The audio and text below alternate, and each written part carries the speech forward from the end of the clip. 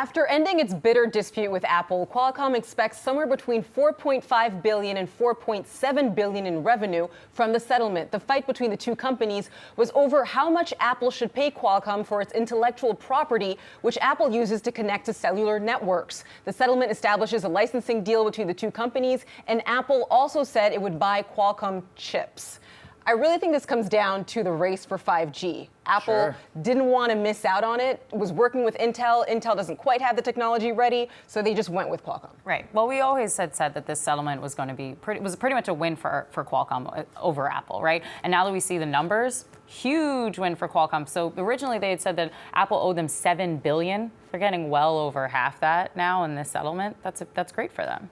Yeah, it's interesting that everyone framed it as a Qualcomm win because it was Apple who first, brought a lawsuit against Qualcomm. Right. So in the end, for Qualcomm to be the winner, I mean, you could just say that they're both winners because this was long legal drama that was dragged out. Qualcomm versus Apple, finally both can move on. But yeah, I mean, yesterday in the Qualcomm earnings, that was the big story. It was just, okay, moving on from the Apple litigation. Right. But to the point of those earnings, right, you have to understand that for the rest of the year, the pop that Qualcomm is going to be able to see from this. And then with Intel bowing out of the race after this settlement, Intel just threw up its hands and said, all right, well, we're out.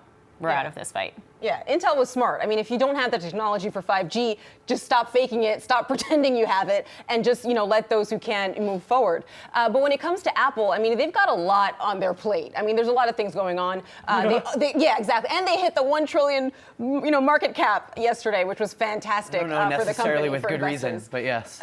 A lot of excitement.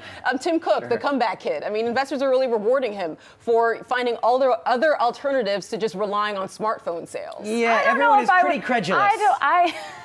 I mean, this company 5 months ago shared news that was terrible for basically everyone in the world. And now only 5 months later, just because they're saying, oh, look over here at some other things, investors are saying, all right, great, go Apple. I agree with you. iPhone sales are still a huge issue. I'm a little skeptical on Apple. And I know we're about to discuss it, so this is a great pivot. But Tim Cook played the game right.